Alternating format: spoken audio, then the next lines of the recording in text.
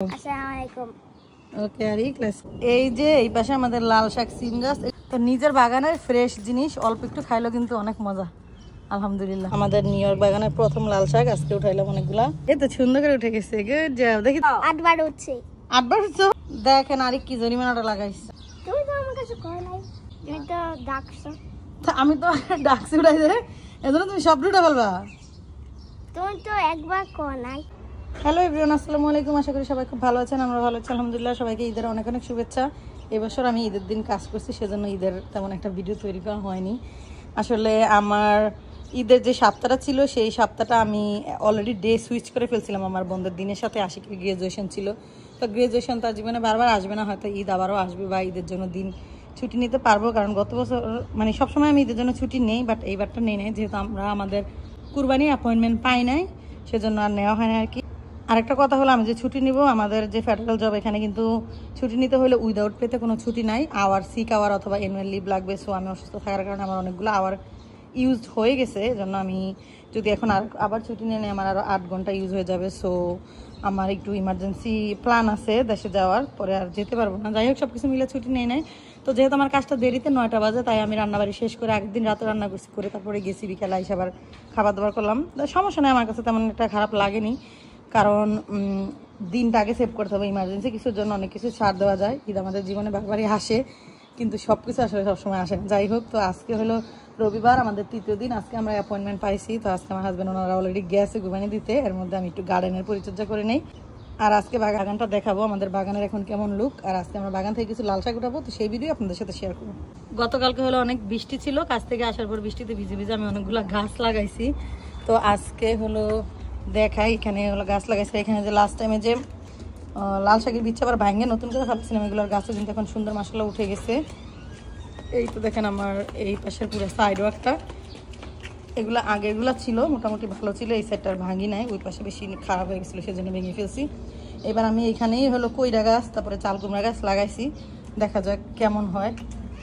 মাঝে মাঝে আবার টমেটো গাছও লাগাই দিছি আর কি। আর গতকালকে তো অনেকগুলো মাটি নিয়ে আসছিলো, তো কিছু মাটির ব্যাগ আমরা ভাঙছি, ভেঙে তারপরে অনেকগুলো গাছ লাগাইছি। মোটামুটি গার্ডেনটাকে সাজানোর চেষ্টা করছি, এখনও কিছু ময়লা টলা রয়েছে, তো সেগুলো আস্তে আস্তে ঠিক করব।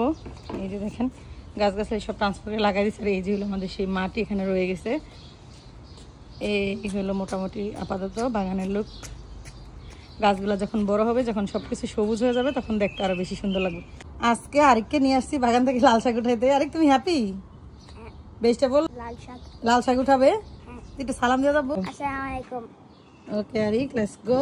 এই যে এই পাশে আমাদের লাল শাক সিম গাছ, এগুলাতে হালকা ওষুধ ছিল, এজন্য উঠাই নাই।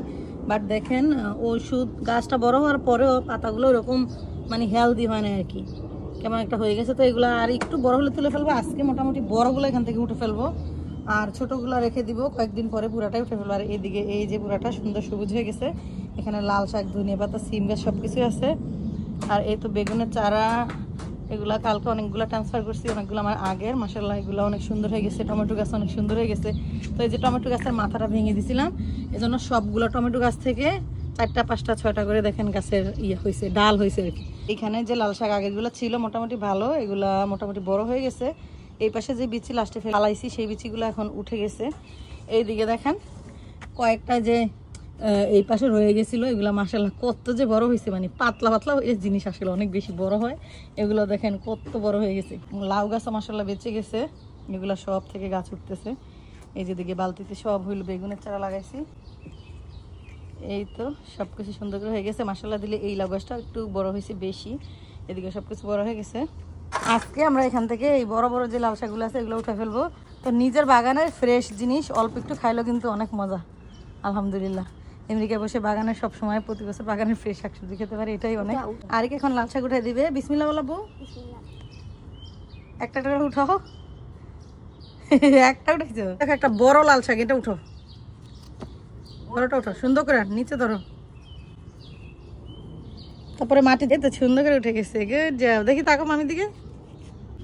এই ট্রের মধ্যে লাল শাকগুলো আমরা গতকালকে উঠাইছিলাম, ওই যে গতকালকে কচুর মুখী লাগাইছিলাম, সেজন্য সাইড থেকে কিছু উঠে ফেলছিলাম। আর দেখেন মাশাআল্লাহ কত বড় হয়েছে।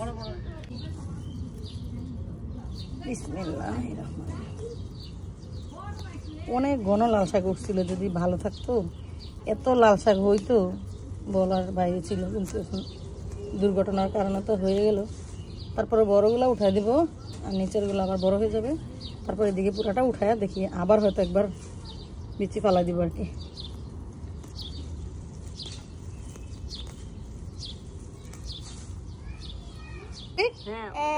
বেশি উঠাইছো? হ্যাঁ বেশি উঠাইছে, অল্প অল্প করে একটা একটা করে উঠাইতে হবে। 8 বার উঠছে। 8 বার উঠছো? হ্যাঁ 8 বার না 8টা। 8টা উঠাইছি বলো। 8টা উঠাইছি। এই তো গুজে বারক বাংলা বলতে পারে। এই যে বালতিতে দুই একটা চারা পরে পরে গাছ হয়েছে, তো বালতিগুলো তুলে ফেলবো। তো আগামী বছর এই কাজটা করবো, আবার বালতিতে আগে লাল শাক করে দিব, তাহলে তাড়াতাড়ি খাওয়া যায়। কারণ বালতিতে আমরা গাছের চারা লাগাইতে লাগাইতে কিন্তু একটু লেট হয়ে যায়, তার মধ্যে লাল শাক উঠে অলরেডি খাওয়া ফেলা যাবে আর কি। তো দেখি এই বছর তার হলো না, আগামী বছর করবো ইনশাল্লাহ। এই দেখেন এই লাল শাকগুলোর কিন্তু বয়স হয়ে গেছে মাশাল্লাহ। এই দেখেন হালকা হালকা বিচিও আসতেছে, কিন্তু ওই সমস্যার কারণে আসলে বড় হয় নাই। এমনিতে শাকগুলো কিন্তু ডেগা না, বাড়তি আছে মোটামুটি। দেখেন আর কি জরিমানাটা লাগাইছি আমি। এদিকে মাত্র বড়গুলো উঠাই দিচ্ছি, একাধারে একদম সবগুলো উঠে ফেলছে। আমি আবার ওইদিকে উঠাইতে গেছিলাম গাছ। আরে কি বলছো তুমি, কেন উঠাইছ? তুমি তো ডাকছো। আমি তো ডাকছি উঠাইছে, এজন্য তুমি সব উঠে ফেলবা? তুমি তো একবার কো নাই। আমি একবার কই যাই, এজন্য মানে আমি ওইদিকে উঠাইতে গেছি আর কি, এই পাশে।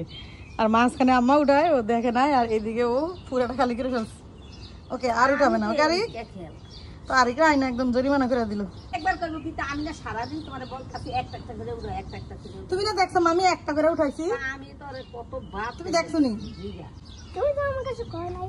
কি কই নাই? আমি না কইছি কি কই নাই? হ্যাঁ মশা কামড়ে। কি কই না রে? একবার উঠতে।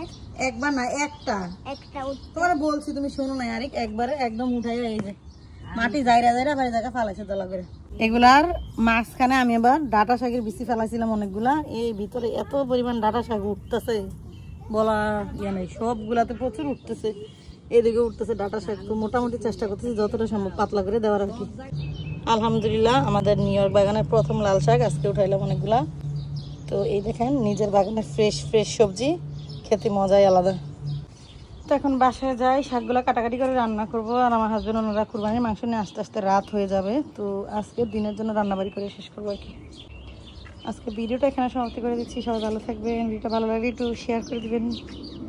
ধন্যবাদ সবাইকে, আল্লাহ হাফেজ। চড়ুই পাখি ডাকে এত সুন্দর, কিন্তু এই চড়ুই পাখি আমার গাছের পাতা সব খায় ফেলে। কোনো সার ছাড়া একদম অর্গানিক লাল শাক।